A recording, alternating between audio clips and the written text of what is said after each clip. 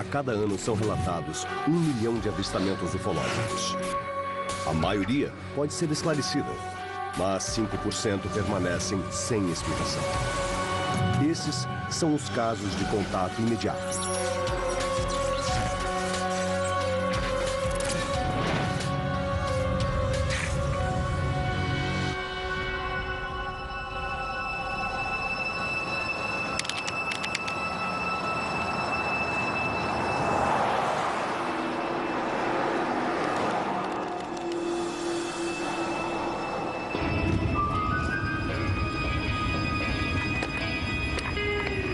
Ei, primo.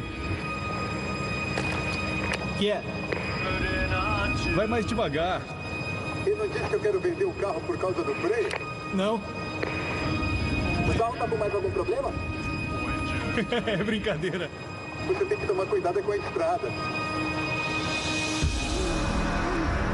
John Smith e o primo Billy estavam indo para a cidade de Carmack para vender o carro antigo.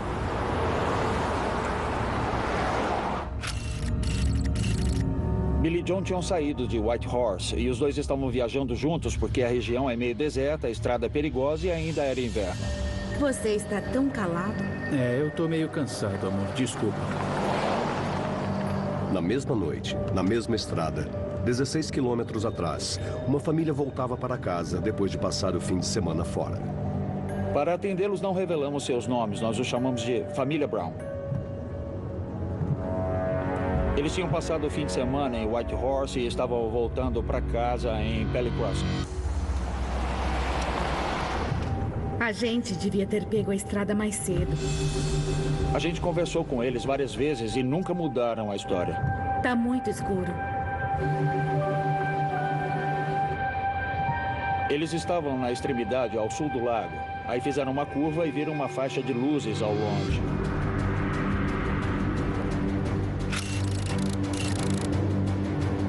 Não tem uma cidade nem povoado naquela região. Não tinha motivo para aquelas luzes estarem lá, mas estavam. Eles pensaram, é um caminhão, mas não tem estrada ali, é só o lago. O que é aquilo? Eu não faço ideia. Um avião? Eles acharam que era um avião. Tipo um 747. Aí depois perceberam que estava muito devagar. Encosta aqui. Eles não sabiam o que era. Ficaram assustados e pensaram, vamos parar no acostamento. Para ali, para. Tá tudo bem, a gente já volta.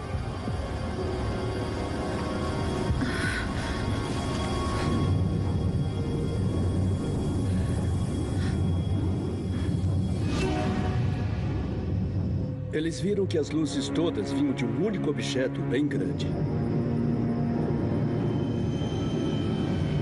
Nunca tinham visto nada igual àquilo em suas vidas.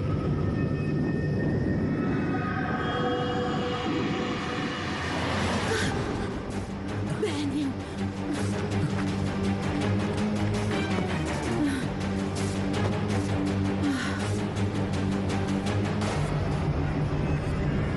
O objeto misterioso disparou.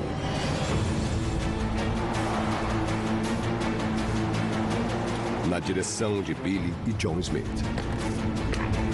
E aí, primo? Tá dormindo aí atrás? Eles não tinham ideia do que os aguardava. Billy estava na frente do John, dirigindo a caminhonete. Aí ele fez uma curva.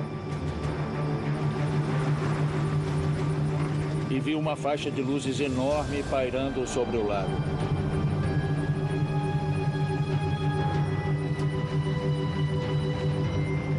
Ele resolveu parar para ver o que era.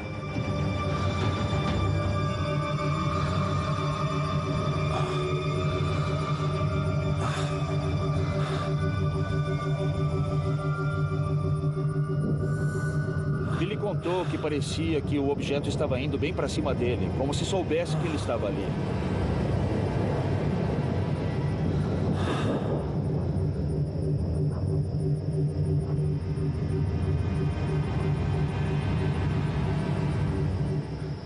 Ele olhou para trás e viu o primo John.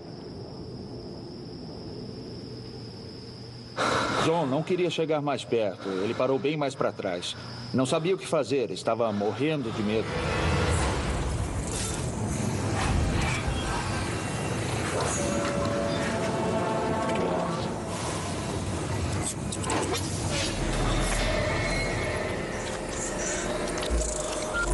O Billy estava hipnotizado por aquela coisa. As testemunhas disseram que era do tamanho de um estádio de futebol. Era imenso, surreal.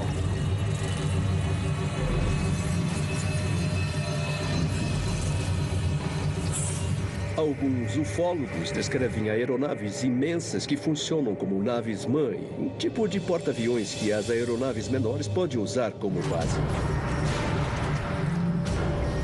John lembrou que sempre tinha uma câmera no carro. E começou a procurar nas bolsas. Tem muita gente que diz, olha, eu só vou acreditar em OVNI se vir uma foto. A câmera não estava funcionando direito. Em alguns casos de contato imediato, as câmeras param de funcionar por causa do campo eletromagnético que se forma.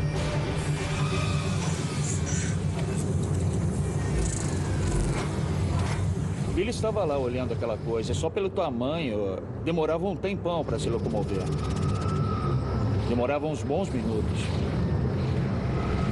Aí depois o OVNI continuou voando devagar por cima das montanhas e desapareceu.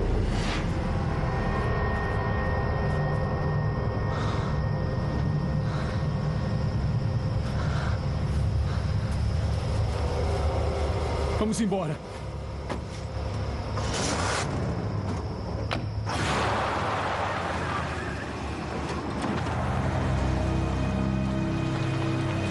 Eles chegaram a uma clareira mais à frente e resolveram parar na área de acampamento do Lago Fox.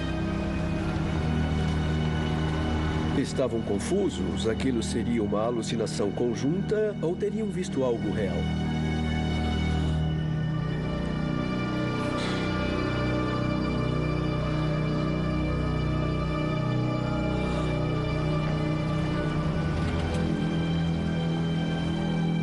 A gente já volta.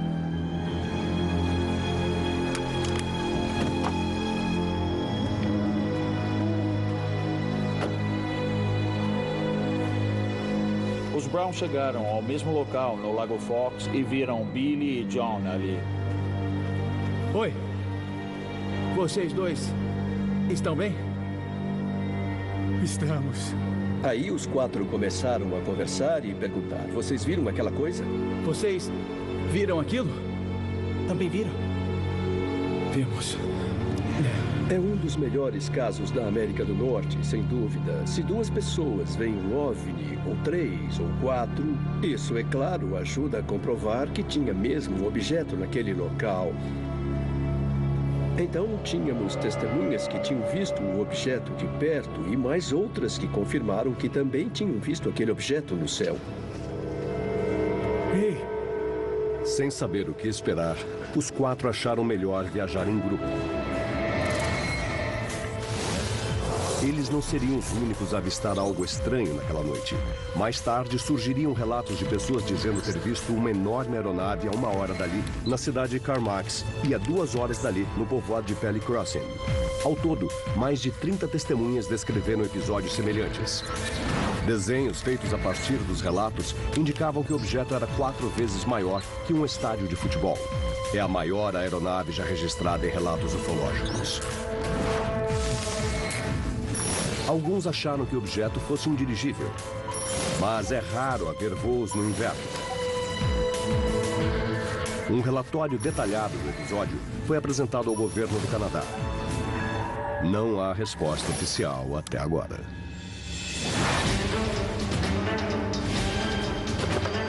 Protejam a área. Estão nos atacando?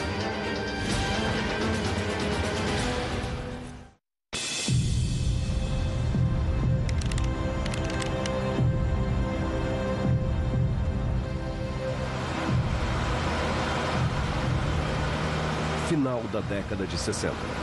Na base aérea de Malmstrom, havia 200 mísseis balísticos, o maior complexo de armas nucleares do mundo. Também uma das bases mais bem vigiadas.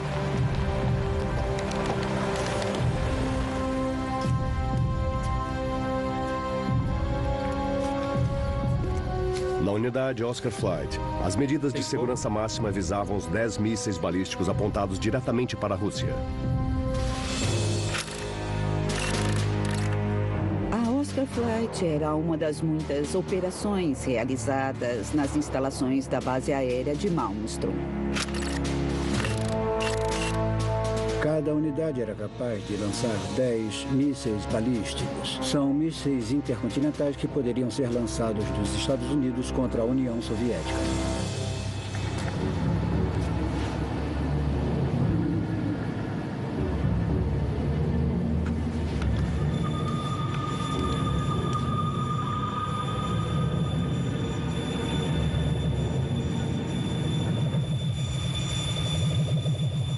Falamos do ano de 1967. A Guerra Fria era uma realidade e havia muita animosidade entre a Rússia e os Estados Unidos, e um se preocupava com o poderio bélico do outro.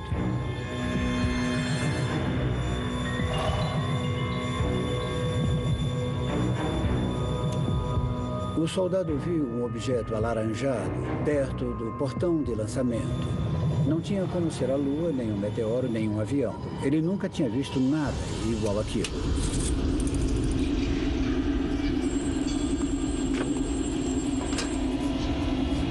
Estou vendo também. Vou ligar lá para baixo.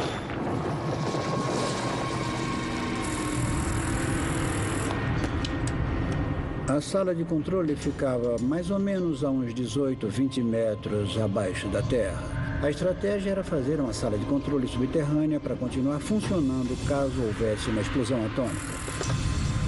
Tenente Salas? Robert Salas é a testemunha-chave no caso Malmstrom. Já conversei com ele diversas vezes sobre isso. Não identificado, indo para o norte. Continuem observando. Me avisem se chegar mais perto. Entendido. Robert Salas não sabia como interpretar aquela chamada. Não estava acreditando naquilo. O painel não acusava nenhuma ameaça. Era só uma luz no céu. Parecia que não estava causando nenhum problema. Então ele não sabia porque os homens lá em cima estavam preocupados.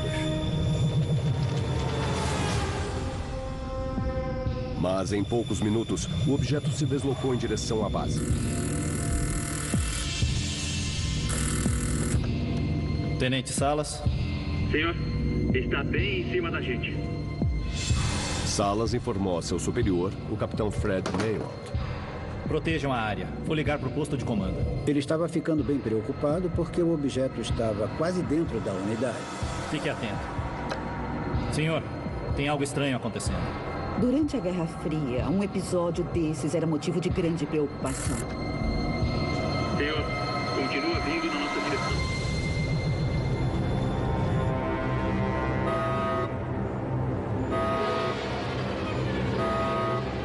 Senhor, perdemos os mísseis 1 e 2. Àquela altura, Salas viu que estavam perdendo contato com os mísseis. Todos os mísseis preparados para lançamento estavam simplesmente sumindo. Do 1 ao 7 sumiram.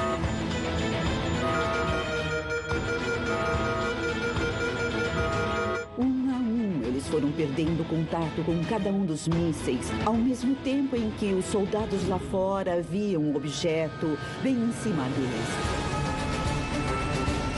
O capitão Maywald mandou alguns soldados verificarem os 10 mísseis da Oscar Flight. Os mísseis estavam espalhados pelo interior do estado de Montana, a 32 quilômetros da sala de controle. Os mísseis estavam a uns 20 metros abaixo da terra, estavam enterrados bem fundo e tinha uma distância de 1,5 km entre cada um. Se uma das salas de controle fosse atingida, um míssil estaria fora de combate, mas os outros 9 continuariam. Não tinha como todos serem desativados de uma vez. Isso era impossível. Será que foram os russos que desativaram as armas nucleares? Sim.